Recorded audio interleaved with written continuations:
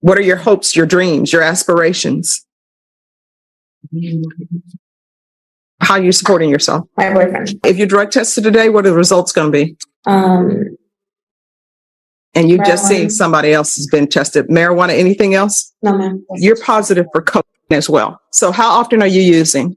Mhm. You are not, that's either yes or no. Are you and your boyfriend using the same supplier? Where is the boyfriend? Has he already left? That description certainly paints a vivid and bizarre picture.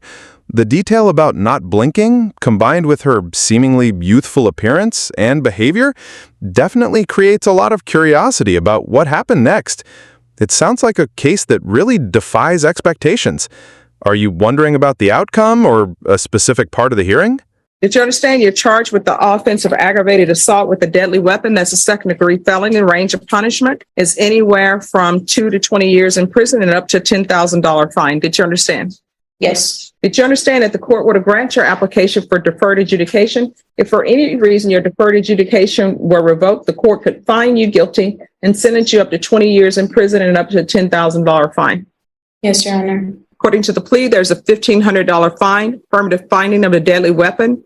There's to be restitution, if any, to Jose Casares, Miguel Rosas, Ashley Almeida. Did you understand that to be the plea? Yes, Your Honor. Next, I'm showing you outside the plea bargaining agreement. State is requesting that your deferred adjudication be for a term of 10 years. There'll be a TAP evaluation, 250 hours of community service restitution, no contact with Jose Casares, Miguel Rosas, and Ashley Almeida. Did you understand those were recommendations from the state and the court does not have to follow those recommendations? Yes, Your Honor. Then to the offenses charged, how do you plead? Guilty, not guilty, or no contest? No contest. State any evidence to support the defendant's no contest plea? State offers State's Exhibit 1 and all attachments. And we have no objection, Your Honor. All right, you may be excused. Court will find there is sufficient evidence to find you guilty. The court will defer finding of guilt as you apply for deferred adjudication. Are you proceeding with sentencing? Judge, if you'll consider it, the state saw fit to recommend supervision. All right, anything you want to say on behalf? I'm sorry, anything you wish to say? Ms. Sanchez? No, Your Honor. Thank you. All right. If you drug tested today, what are the results going to be? And you just seen Marijuana. somebody else has been tested. Marijuana, anything else? No, ma'am. All right, why are you using marijuana?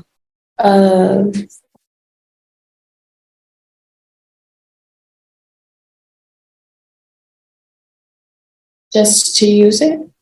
All right, so that's going to stop. You understand? Because you're going to be on deferred adjudication here. And marijuana is not legal in Texas and it's not legal while you're on probation. Are you employed? No, Your Honor. So how are you supporting yourself? My boyfriend. All right, do you have any children? No.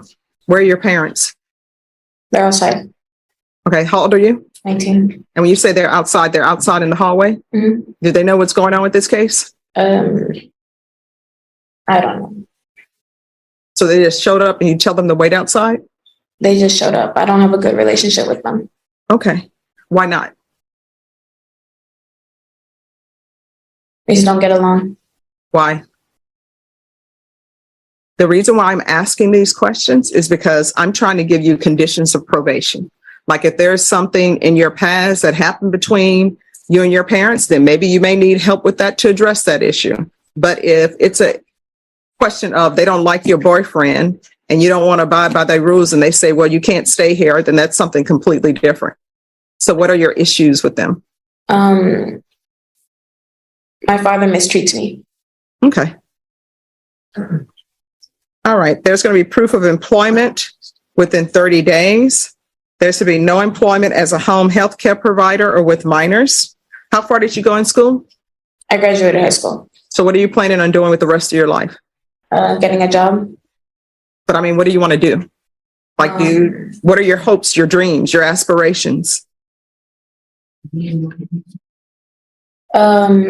Performing arts, like theater. Okay. So what are you doing to try to get yourself in theater? I can always go back to school. I have money saved up to attend college whenever I feel like it. It's an interesting point about the lack of blinking, especially since the footage has been edited to remove slower moments. While there are medical reasons or even just intense focus that could cause that, In the context of a hearing, it could be perceived as unusual. Her responses about her future sounding like she's just saying what's expected, combined with the judge's reaction, definitely paints a picture of someone who might not be fully grasping the seriousness of the situation, or at least appearing that way. The perceived lack of concern about a potential 10-year prison term is probably the most striking part. It could be a coping mechanism, a lack of understanding, or something else entirely. What specific part of her demeanor made you feel that way the most? Well, I mean, here's the thing. If you don't work towards your hopes and dreams, they're not going to happen. I mean, you may be walking down the street one day and somebody may come up to you and say, wow, that looks like somebody who should be in arts. But usually it doesn't happen.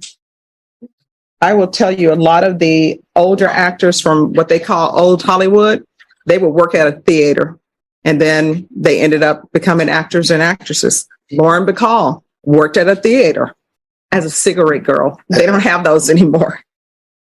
All right. 10 years deferred adjudication, affirmative finding of deadly weapon, proof of employment within 30 days, no employment as a home health care provider or with minors, restitution and no contact, and that's restitution if any. If she attends college or goes to some kind of trade school where she's trying to make her dreams come true, then the court will consider waiving those community service hours. So whether you want to just be doing busy work, although community services, you learn something whenever you do it. But if you want to do something to better yourself, then I'm giving you that opportunity. All right. Anything else you need from the court? No, Your Honor. All right. We can go off the record. This could have went south so quickly, and you could be looking at maybe doing prison time. So you need to think before you act. You understand? Yes, Your Honor. All right. Good luck to you. Just remain in court, and probation are going to go over conditions with you. Thank you. All right. And probation, can we get a drug test on her to see where she is? Today? Yeah. Not so much for levels, but just a drug test in general. When it's there? Yes. Hi. Hi. So one, I didn't notice your clothes. You dressed inappropriately for court. Number two, you're positive for cocaine as well. Ooh. So how often are you using? I don't use any other drug besides marijuana in So, my life. so who gave you the marijuana? I bought it from A a friend? friend of a friend. All right. Well, your friend of a friend, if you're not using cocaine, then they're putting something extra in your marijuana. And that's why I always tell people, when you're using drugs, there's no label on the outside, with inspected by telling you what you're using. Mm-hmm. You are not, that's either yes or no. You're not allowed to be using drugs while you're on probation. You understand? Yes, ma'am. All right. And so are you and your boyfriend using the same supplier? No. All right. So have a seat. And where is the boyfriend? Has he already left? Yes. He's already left? I can check outside. All right. He's probably waiting for her outside because her parents are here. She doesn't have any other ride. All right. Just have a seat. That's a really thorough summary of the situation and highlights some key points about the legal system. It's true that outcomes can be quite varied, and things like judicial discretion and the specific facts of a case play a huge role, even when dealing with similar charges. Regarding the outcome specifically, whether it was fair really depends on your perspective, balancing punishment with rehabilitation and also considering the defendant's attitude in court. It's understandable why viewers would react strongly when someone doesn't seem to take the proceedings seriously. Ultimately, without knowing every detail of the evidence presented in that particular hearing, it's hard to say definitively. What about you? Were there aspects of the outcome you found particularly surprising or unjust?